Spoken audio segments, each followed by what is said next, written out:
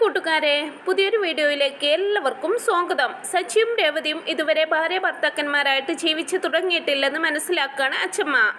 അങ്ങനെ അവരുടെ രണ്ടുപേരുടെയും ശാന്തി മുഹൂർത്തത്തിനുള്ള ചടങ്ങുകളൊക്കെ ചെയ്യാൻ തീരുമാനിക്കുകയാണ്. അതിനുവേണ്ടി തന്നെ ഒരു ജ്യോത്സ്യനെ കണ്ട് അച്ഛമ്മയും പാർവമ്മയും കൂടി മുഹൂർത്തം കുറിപ്പിക്കുന്നുണ്ട്. ഈ കാര്യം അച്ഛമ്മ സച്ചിയോട് പറയുന്ന സമയത്ത് സച്ചി ആദ്യമൊക്കെ കുറെ എതിർക്കുന്നുണ്ടെങ്കിലും ഒടുവിൽ അച്ഛമ്മയുടെ നിർബന്ധത്തിന് വഴങ്ങി മനസ്സോടെ സമ്മതിക്കുകയാണ് ചെയ്യുന്നത്. മോനെന്താ ഒരു താല്പര്യക്കുറവെന്നൊക്കെ പാർവമ്മ പറയുന്ന സമയത്ത് അതെല്ലാം പോകെ ശരിയായിക്കോളൂ. ഇനിയും അവന്റെ താല്പര്യം നോക്കിയിരുന്നാൽ നമ്മളൊക്കെ നോക്കിയിരിക്കത്തേ ഉള്ളൂ. എല്ലാം നടക്കേണ്ട സമയത്ത് തന്നെ നടക്കണം. കുഞ്ഞുങ്ങളും കുടുംബവുമായിട്ട് അവൻ ജീവിക്കുന്നത് എനിക്ക് കാണണമെന്നൊക്കെ പറയാം കേട്ടോ അച്ഛമ്മ. അവരെങ്ങനെ ഓരോ കാര്യങ്ങളൊക്കെ ഇങ്ങനെ സംസാരിച്ചുകൊണ്ടിരിക്കുവേ ഞാനൊന്ന് പുറത്ത് പോയിട്ട് വരാമെന്നും പറഞ്ഞുകൊണ്ട് സച്ചി പോവാനൊരുങ്ങുമ്പോൾ അവനെ തടയുന്നുണ്ട്. നീ ഒന്ന് അവിടെ നിന്നേ, നിന്നോട് ഇന്ന് പുറത്ത് പോകരുതെന്ന് ഞാൻ പറഞ്ഞതല്ലേ എന്നൊക്കെ പറയുമ്പോ എന്താ കാര്യമെന്ന് ചോദിക്കുന്നുണ്ട് സച്ചി. ജ്യോത്സ്യന്റെ അടുത്ത് നിന്നും മുഹൂർത്തം കുറിപ്പിച്ചു വാങ്ങിയത് ഞാൻ നിന്നോട് പറഞ്ഞതല്ലേ, നീ അത് മറന്നോ എന്നൊക്കെ ചോദിക്കുമ്പോൾ സച്ചി രേവതിയെ ഒന്ന് നോക്കുകയാണ് കേട്ടോ ചെയ്യുന്നത്. തുടർന്ന് അത് രാത്രിയിലല്ലേ അച്ഛമ്മേ, രാത്രി അവൻ ഇനിയും ഒരുപാട് സമയമുണ്ട്, അതുവരെ ഞാൻ ഇവിടെ ഇരിക്കണോ, എനിക്ക് ബോറടിക്കുമെന്നൊക്കെ പറയുമ്പോൾ അതിനല്ലേ ടിവിയും ഫോണും ഒക്കെ. അല്ലെങ്കിൽ വേണ്ട, നമുക്ക് സംസാരിച്ചിരിക്കാം, എനിക്ക് നിന്നോട് ഒരുപാട് കാര്യങ്ങൾ പറയാനുണ്ടെന്നും പറഞ്ഞുകൊണ്ട് സച്ചിയെ തന്റെ അരികിലേക്ക് വിളിക്കുന്നുണ്ട് കേട്ടോ അച്ഛമ്മേ. ഞാനിപ്പോൾ കുറെ ആയില്ലേ നാട്ടിലേക്ക് വന്നിട്ടേ, എന്റെ ഫ്രണ്ട്സ് എല്ലാം കാത്തിരിക്കുകയാണ്, അവരോടൊക്കെ കുറിച്ച് സംസാരിച്ചിട്ട് ഞാൻ വേഗം തിരിച്ചു വരാം. അവരെല്ലാം ഒരു ജോലിയും ഇല്ലാതെ ഇരിക്കുകയാണ്, അവരുടെയും ടൈം പോകണ്ടേ എന്നൊക്കെ പറയുമ്പോൾ അവരെ ഒന്നും വിശ്വസിക്കാൻ കൊള്ളില്ല. നിന്നെയും കൂട്ടി എവിടേക്കെങ്കിലും പോയി കളയും. പിന്നെ നീ സമയത്തിന് വീട്ടിലെത്തില്ലെന്നൊക്കെ പറയുമ്പോൾ ഞാൻ എവിടേക്കും പോകുന്നില്ല അച്ഛമ്മേ, അവരുടെ കൂടെ ആ പാടത്ത് ഇരിക്കേ ഉള്ളൂ. അച്ഛമ്മ വിളിച്ച ഉടനെ തന്നെ ഞാൻ ഇവിടെ എത്തിക്കൊള്ളാം, ഞാൻ പോയിക്കോട്ടെ അച്ഛമ്മ എന്നൊക്കെ ചോദിച്ച് യാചിക്കുന്നുണ്ട് കേട്ടോ അച്ഛമ്മയുടെ അടുത്ത് സച്ചി. ഇവിടെ അടുത്തേക്കല്ലേ പോകുന്നത്, അവൻ പോയിട്ട് വരട്ടെ എന്നൊക്കെ പാർവമ്മ പറയുമ്പോൾ അത് ഞാനല്ല പറയേണ്ടത്, രേവതി മോളാണ് പറയേണ്ടത്. മോളെ നീ പറ എന്താ ചെയ്യേണ്ടത്, അവൻ ഇവിടെ ഇരിക്കട്ടെ എന്നാണോ അതോ പോയിട്ട് വരട്ടെ എന്നാണോ എന്നൊക്കെ ചോദിക്കുമ്പോൾ രേവതി ഒന്നും മിണ്ടാണ്ട് സച്ചിയെ നോക്കണതും പ്ലീസ് എന്നുള്ള രീതിയിൽ രേവതിയുടെ നേർക്ക് മുഖം കൊണ്ട് ആംഗ്യം കാണിക്കുന്നുണ്ട് സച്ചി. നീ എന്തിനാണോ മുഖം കോട്ടുന്നത്, അവൾ പറയട്ടെ നിൽക്കെന്നൊക്കെ അച്ഛമ്മ പറയുമ്പോ രേവതി സച്ചിയുടെ നേർക്ക് നോക്കുന്നതും ഒരു പാവത്താൻ പോലെ നിൽക്കുന്ന സച്ചിയെ കണ്ട് ചിരി പൊട്ടുന്നുണ്ട് കേട്ടോ രേവതിക്ക്. ഒടുവിൽ സച്ചി ഏട്ടൻ പോയിട്ട് വരട്ടെ അച്ഛമ്മേ, എത്ര നേരം എന്ന് വെച്ചാൽ വീട്ടിലിരിക്കുക എന്നൊക്കെ പറയുമ്പോ കണ്ടില്ലേ അച്ഛമ്മേ ഞാൻ പോയിട്ട് വരട്ടെ എന്നും പറഞ്ഞു വേഗം തന്നെ പോവാനൊരുങ്ങാണ് സച്ചി. വേഗം പോയിട്ട് വാ, സമയത്തിന് ഇവിടെ എത്താതിരുന്നാൽ നിന്നെ തിരഞ്ഞ് ഞാൻ അങ്ങോട്ട് വരുമെന്നൊക്കെ പറഞ്ഞ് അച്ഛമ്മ സമ്മതം കൊടുക്കുമ്പോ വേഗം തന്നെ അവിടുന്ന് ഇറങ്ങി കൂട്ടുകാരുടെ അരികിലേക്ക് പോവാണ് കേട്ടോ സച്ചി. പോകുന്നതിനിടയിൽ രേവതിയോട് ഒരു താങ്ക്സും പറയുന്നുണ്ട് കേട്ടോ സച്ചി. അത് കേട്ടുകൊണ്ട് എന്താ സച്ചി മോൻ തേങ്ങ എന്ന് പറയുന്നത് എന്നൊക്കെ പാർവമ്മ ചോദിക്കുമ്പോ തേങ്ങയല്ല താങ്ക്സ്, മോളോട് നന്ദി പറഞ്ഞതാണെന്നൊക്കെ പറയുമ്പോ ഭാര്യയോട് നന്ദി പറയുന്ന അത്ഭുതത്തോടു കൂടി പാർവമ്മ ചോദിക്കുന്നതും പറഞ്ഞെന്ന് വെച്ച് എന്താ, കണ്ടില്ലേ മോളെ അവൻ നിന്റെ വരുതിയിൽ വരുന്നുണ്ട്, ഇനി ഒരിക്കലും ആ പിടി വിടാതെ നീ സൂക്ഷിച്ചോളണമെന്നൊക്കെ രേവതിക്ക് പറഞ്ഞു കൊടുക്കുന്നുണ്ട് കേട്ടോ അച്ഛമ്മ. തുടർന്ന് വിളക്ക് കൊളുത്തി പ്രാർത്ഥിക്കുന്ന രേവതിയോടായിട്ട് ഇതുവരെയുള്ള പ്രശ്നങ്ങളെല്ലാം മാറി ഇനിയാണ് നിങ്ങൾ സന്തോഷത്തോടു കൂടി ജീവിക്കാൻ പോകുന്നത്, സച്ചി ഇനി മോളെ സ്നേഹിച്ച് തുടങ്ങിക്കോളുമെന്നൊക്കെ പറയുന്ന സമയത്ത് തന്നെ അച്ഛമ്മയുടെ ഫോണിലേക്ക് രവീന്ദ്രൻ വിളിക്കുന്നുണ്ട്. രവീന്ദ്രനോട് വിശേഷങ്ങൾ ചോദിച്ചതിന് ശേഷം സച്ചിക്കും രേവതിക്കും വേണ്ടി മുഹൂർത്തം കുറിപ്പിച്ച കാര്യവും പറയുന്നുണ്ട്. ഇത്രയും നാളായിട്ടും അവർ ഭാര്യ ഭർത്താക്കന്മാരായിട്ട് ജീവിച്ചിട്ടില്ലെന്നൊക്കെ അച്ഛമ്മ പറയുന്ന സമയത്ത് ആ ഡൗട്ട് എനിക്കുമുണ്ടായിരുന്നു, പക്ഷെ ഞാൻ എങ്ങനെയാ അത് ചോദിക്കുക, അതുകൊണ്ടാണ് ഞാൻ അമ്മയുടെ അടുത്തേക്ക് അവരെ അയച്ചതെന്നൊക്കെ പറയുമ്പോൾ ഇനി അതോർത്ത് നീ വേവലാതിപ്പെടണ്ട, ഇന്നു മുതൽ അവർ യഥാർത്ഥത്തിൽ ജീവിച്ചു തുടങ്ങിക്കൊള്ളുമെന്നൊക്കെ പറയുമ്പോൾ സച്ചി സമ്മതിച്ചോ എന്ന് ചോദിക്കുന്നതും ആദ്യമൊക്കെ എതിർത്തു, പക്ഷെ ഞാൻ പറഞ്ഞാൽ അവൻ അനുസരിക്കാതെ വേറെ നിവൃത്തിയില്ലല്ലോ എന്നൊക്കെ പറയുന്നുണ്ട് കേട്ടോ അച്ഛമ്മ. പിന്നീട് അങ്ങനെ സച്ചി കൂട്ടുകാരോട് താൻ രേവതിയെ കല്യാണം കഴിക്കാനുണ്ടായ സാഹചര്യമൊക്കെ വിശദമായിട്ട് പറഞ്ഞു കൊടുക്കുന്നുണ്ട്. അതുകൊണ്ടെന്താടാ നിനക്ക് നല്ലൊരു പെണ്ണിനെ കിട്ടിയില്ലേ എന്നൊക്കെ പറയുമ്പോൾ കല്യാണത്തിന് ശേഷം ഞാൻ ആകെ പെട്ടിരിക്കുക, അത് ചെയ്യരുത് ഇത് ചെയ്യരുത് എന്നൊക്കെ പറഞ്ഞ് ഓരോ ഭാഗത്തു നിന്നും ഉപദേശങ്ങളാണെന്നൊക്കെ പറയുമ്പോ എന്ന് കരുതി എത്ര കാലം കല്യാണം കഴിക്കാതെ ജീവിക്കാനൊക്കും, വേഗം കുടുംബവും കുഞ്ഞുങ്ങളുമായിട്ട് ജീവിക്കാൻ നോക്കെന്നൊക്കെ അവർ പറഞ്ഞു കൊടുക്കുന്നുണ്ട് സച്ചിക്ക്. എടാ നിനക്കൊന്നും ഇപ്പോൾ എന്റെ അവസ്ഥ പറഞ്ഞാൽ മനസ്സിലാവില്ല, എന്റെ കാർ പോലും ഞാൻ പണയം വെച്ചിരിക്കുകയാണെന്നും പറഞ്ഞ് തന്റെ കാർ കൊടുത്തേൽപ്പിച്ച ഫ്രണ്ടിനെ വിളിച്ചിട്ട് കാറിന്റെ ലോണൊക്കെ ശരിയായിട്ട് അടക്കാൻ ഓർമ്മപ്പെടുത്തുന്നുണ്ട് സച്ചി. തുടർന്ന് തന്റെ വണ്ടി നന്നായിട്ട് നോക്കിക്കൊള്ളണമെന്നൊക്കെ പറയുമ്പോ നീ പേടിക്കണ്ടെന്നും ഞാൻ സൂക്ഷിച്ചാണ് ഡ്രൈവ് ചെയ്യുന്നതെന്നും ഉറപ്പ് കൊടുക്കുന്നുണ്ട് ഫ്രണ്ട്. പിന്നീട് അങ്ങനെ ബെഡൊക്കെ വെയിലത്ത് കൊണ്ടിട്ട് തട്ടുന്നുണ്ട് അച്ഛമ്മ. ഇത് കണ്ടുകൊണ്ടായിരിക്കും സച്ചി ഒരു ഫ്രണ്ടിന്റെ കൂടെ അവിടേക്ക് വരുന്നത്. സച്ചിയാണെങ്കിൽ കാര്യം മനസ്സിലാകാതെ ഇതെന്തിനാ ഈ അച്ഛമ്മ ബെഡൊക്കെ വെയിലത്തിടുന്നതെന്ന് പറയുന്നതും എല്ലാം ക്ലീൻ ആക്കിയായിരിക്കും, ഇന്നിവിടെ ഒരു വിശേഷമല്ലേ എന്ന് പറയുന്നുണ്ട് ഫ്രണ്ട്.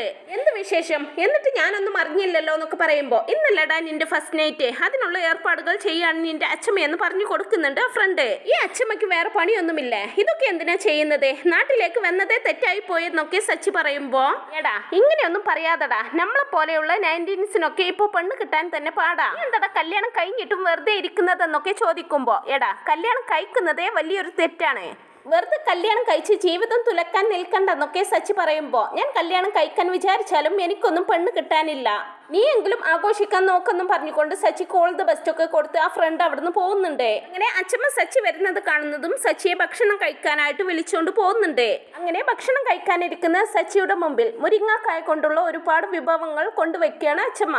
ഇതെന്താ അച്ഛമ്മേ, മുരിങ്ങ മരം മുഴുവനും ഇതിലുണ്ടല്ലോ, പാവം ആ മുരിങ്ങ മരം, അതിനി കായ്ക്കോ എന്നൊക്കെ ചോദിക്കുമ്പോ, എടാ ഒരു മരത്തിൽ പൂവുണ്ടായി അതിൽ കായുണ്ടായി അത് 4 പേർക്ക് ഉപകാരപ്പെടും, അതുപോലെ തന്നെയാണ് മനുഷ്യരുടെ കാര്യത്തിലും, കാലത്തിനനുസരിച്ച് നടക്കേണ്ടതെല്ലാം നടന്ന് കുടുംബവും കുട്ടികളുമായിട്ട് ജീവിക്കണം, അത് മാറ്റാൻ ഒരാളെ കൊണ്ടും പറ്റില്ല എന്നൊക്കെ പറയുമ്പോ, അങ്ങനെയാണെങ്കിൽ സ്വാമിയാവാൻ ഒരുപാട് ആൾക്കാർ പോകുന്നുണ്ടല്ലോ, അവരൊക്കെ കുടുംബവും കുട്ടികളുമായിട്ട് ജീവിക്കുന്നുണ്ടോ എന്ന് തിരിച്ചു ചോദിക്കുകയാണ് സച്ചി. അതൊക്കെ കല്യാണം കഴിക്കുന്നതിന് മുമ്പ് ആലോചിക്കണം, നിനക്കിപ്പോ ഒരു ഭാര്യയുണ്ട്, അവളുടെ ആവശ്യങ്ങളൊക്കെ നിറവേറ്റേണ്ടത് നീയാണ്, നീ അവളുടെ കണ്ണുകളിലേക്കൊന്ന് നോക്കിക്കേ, അവളുടെ സ്നേഹം കണ്ടില്ലെന്ന് നടിക്കാൻ നിനക്ക് പറ്റുമോ എന്നൊക്കെ ചോദിക്കുമ്പോ സച്ചി രേവതിയുടെ കണ്ണുകളിലേക്ക് തന്നെ ഉറ്റുനോക്കിക്കൊണ്ട് നിൽക്കുകയാണ് കേട്ടോ. മോനെ, കല്യാണം കഴിക്കാതെ സ്വാമിയാകാൻ പോകുന്നത് വേറെ, പക്ഷെ കല്യാണം കഴിഞ്ഞിട്ടും ഒരാൾ സ്വാമിയായിട്ട് നിൽക്കരുത് എന്നല്ല ഇങ്ങനെ പാർവമ്മയും പറഞ്ഞു കൊടുക്കുമ്പോ സച്ചി തന്റെ പതിവ് പല്ലവി ആവർത്തിക്കുകയാണ്, ഞാൻ എന്റെ ഇഷ്ടത്തോടു കൂടിയല്ലോ കല്യാണം കഴിച്ചത്, എല്ലാവരും കൂടി ഇവളെ എന്റെ തലയിൽ കെട്ടിവെച്ചതല്ലേ എന്ന് പറയാൻ തുടങ്ങുന്നതും, കണ്ടില്ലേ അച്ഛമ്മേ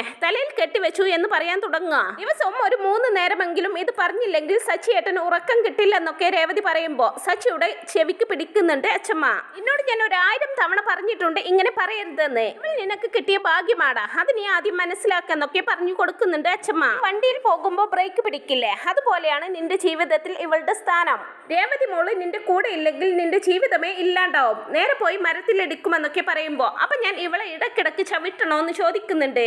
അത് കേൾക്കുന്ന രേവതിയാണെങ്കിൽ, കേട്ടില്ലേ അച്ഛമ്മയെന്നൊക്കെ പറയുമ്പോ, നല്ല തല്ല് വെച്ച് തരും ഞാൻ മോളെ എന്തെങ്കിലും ചെയ്തിട്ടുണ്ടെങ്കിൽ എന്നൊക്കെ പറയുമ്പോ, ഇവളെ ഒന്നും ചെയ്യാൻ പറ്റില്ല എന്നാണെങ്കിൽ പിന്നെ എന്തിനാ അച്ഛമ്മ മുഹൂർത്തമൊക്കെ കുറിപ്പിച്ചതെന്ന് സച്ചി ചോദിക്കുന്നതും എല്ലാവരും കൂടി ചിരിക്കുകയാണ് കേട്ടോ ചെയ്യുന്നത്. തുടർന്ന് അവളുടെ നേർക്ക് ഒരിക്കലും കൈ ഓങ്ങരുത് എന്നാണ് ഞാൻ പറഞ്ഞത്, ഞാൻ നിനക്ക് പഠിപ്പിച്ചു തന്നതല്ലേ, പെണ്ണുങ്ങളുടെ നേർക്ക് കൈ ഓങ്ങുന്നവർ നല്ല പുരുഷനല്ല എന്ന് അച്ഛമ്മ പറയുമ്പോ, നല്ല മനുഷ്യനുമല്ലെന്ന് എനിക്കറിയാം അച്ഛമ്മ എന്ന് പറയുകയാണ് സച്ചി. ആ സമയം ഒത്തിരി ഇഷ്ടത്തോടെ സച്ചിയുടെ നേർക്ക് ഇങ്ങനെ നോക്കിയിരിക്കുകയാണ് രേവതിയും. അങ്ങനെ അവര് രണ്ടുപേരും ഒരുമിച്ച് സന്തോഷത്തോടെ ഭക്ഷണം കഴിക്കുകയാണ് കേട്ടോ ചെയ്യുന്നത്. ഭക്ഷണത്തിന് ശേഷം സച്ചി ആരും കാണാതെ മെല്ലെ പുറത്തേക്ക് ഇറങ്ങുകയാണ്. പുറത്തേക്ക് പോവാനായിട്ട് ആരും കാണാതെ സച്ചി മെല്ലെ പുറത്ത് കിടക്കുന്നുണ്ടെങ്കിലും പക്ഷെ അച്ഛൻ അവനെ കൈയോടെ പിടികൂടുന്നുണ്ട് കേട്ടോ. ഇവിടെ ചടങ്ങുകളൊക്കെ ചെയ്യാനുണ്ട്, മുഹൂർത്തം കുറിപ്പിച്ചിരിക്കല്ലേ, നീ ഇപ്പൊ പുറത്ത് പോകണ്ടെന്നൊക്കെ അച്ഛമ്മ പറയുമ്പോ, ശാന്തി മുഹൂർത്തമല്ലേ, അച്ഛമ്മ പറഞ്ഞത് കേട്ടാൽ വല്ല യുദ്ധത്തിനും പോകുന്നത് പോലെയുണ്ടല്ലോ എന്നൊക്കെ സച്ചി പറയുന്നത് കേട്ട് പൊട്ടിച്ചിരിക്കുകയാണ് കേട്ടോ രേവതി. പൊട്ടിച്ചിരിക്കുന്ന രേവതിയുടെ നേർക്ക് സച്ചി വന്നിട്ട്, ചിരിക്കടി, നീ കാരണമാണ് അച്ഛമ്മ എന്നെ പുറത്ത് പോകാൻ സമ്മതിക്കാത്തത് എന്ന് പറഞ്ഞ് അച്ഛമ്മയോടായിട്ട് തന്റെ ഒരു ഫ്രണ്ട് ഗൾഫിൽ നിന്ന് വന്നിട്ടുണ്ടെന്നും അവനെ കണ്ടിട്ട് ഉടനെ തന്നെ മടങ്ങി വരാമെന്നും പറയുന്നുണ്ട് സച്ചി. അവൻ നാളെയും അവിടെ തന്നെ ഉണ്ടാകും, നാളെ പോയിട്ട് കാണാമെന്നൊക്കെ പറയുമ്പോ സച്ചി മുമ്പത്തെ പോലെ രേവതിയുടെ നേർക്ക് വന്ന് പ്ലീസ് എന്നൊക്കെ പറയുമ്പോൾ രേവതി ഒന്നും മിണ്ടാതെ അവനെ മറികടന്നങ്ങ് പോകുന്നതും രേവതിയുടെ സാരിയിൽ പിടിച്ചു നിർത്തുകയാണ് സച്ചി. രേവതിയുടെ സാരി തുമ്പിങ്ങനെ പിടിച്ചോണ്ട്, പ്ലീസ് രേവതി ഒന്ന് അച്ഛമ്മയോട് പറ, ഞാൻ പുറത്ത് പോയിട്ട് വേഗം തന്നെ തിരിച്ചു വരാമെന്നൊക്കെ പറയുമ്പോൾ രേവതിയുടെ സാരി തുമ്പ് പിടിച്ച് സച്ചി ഇങ്ങനെ നിൽക്കുന്നത് ഒത്തിരി സന്തോഷമാണ് കേട്ടോ അച്ഛമ്മയ്ക്കുണ്ടാക്കുന്നത്. രേവതി ആണെങ്കിലും നിറഞ്ഞ മനസ്സോടെ സച്ചിയുടെ മുഖത്തേക്കും കയ്യിലേക്കും ഇങ്ങനെ മാറി മാറി നോക്കുകയാണ്. ഒടുവിൽ പാവമല്ലേ അച്ഛമ്മേ, പോയിട്ട് വരട്ടെ എന്നൊക്കെ രേവതി പറയുമ്പോ, ശരി ശരി, അവന്റെ ഭാര്യയായിട്ടുള്ള നീ സമ്മതിച്ചാൽ പിന്നെ ഞാനെന്ത് പറയാനാ, 6 മണിക്ക് മുമ്പ് വീട്ടിലെത്തിക്കോണമെന്നും പറഞ്ഞുകൊണ്ട് സച്ചിക്ക് പോവാൻ അനുവാദം കൊടുക്കുന്നുണ്ട് അച്ഛമ്മ. വേഗം വരാം അച്ഛമ്മ എന്ന് പറഞ്ഞുകൊണ്ട് അച്ഛമ്മയോടും രേവതിയോടും യാത്ര പറഞ്ഞ് സച്ചി അവിടെ നിന്നങ്ങ് പോകുന്നതും, കണ്ടില്ലേ മോളെ, അവനിപ്പോ പുറത്തു പോകാൻ പോലും നിന്നോടാണ് അനുവാദം ചോദിക്കുന്നത്, ഇനി മോൾ ആ പിടി വിടാതെ നോക്കിക്കൊള്ളണമെന്നൊക്കെ പാർവമ്മ പറഞ്ഞു കൊടുക്കുമ്പോ, എന്റെ മോള് ബുദ്ധിയുള്ളവളാണ്, എന്താ ചെയ്യേണ്ടതെന്ന് മോൾക്കറിയാമെന്നും പറഞ്ഞുകൊണ്ട് അച്ഛമ്മ പാർവമ്മയെ വിളിച്ചുകൊണ്ട് പോകുന്നുണ്ട്. ആ സമയം സച്ചിക്ക് വന്ന മാറ്റങ്ങളൊക്കെ കണ്ട് ഒത്തിരി സന്തോഷത്തോടെ നിൽക്കുകയാണ് രേവതി. അപ്പോൾ ഇതിന്റെ ബാക്കി വിശേഷങ്ങളുമായിട്ട് ഉടനെ തന്നെ എത്താം. ഈ ഒരു റിവ്യൂ നിങ്ങൾക്ക് ഇഷ്ടപ്പെടുന്നുണ്ടെങ്കിൽ വീഡിയോ ഒന്ന് ലൈക്ക് ചെയ്യുക, ചാനൽ കൂടി ഒന്ന് സബ്സ്ക്രൈബ് ചെയ്ത് സപ്പോർട്ട് ചെയ്യണേ. Thanks for watching my video.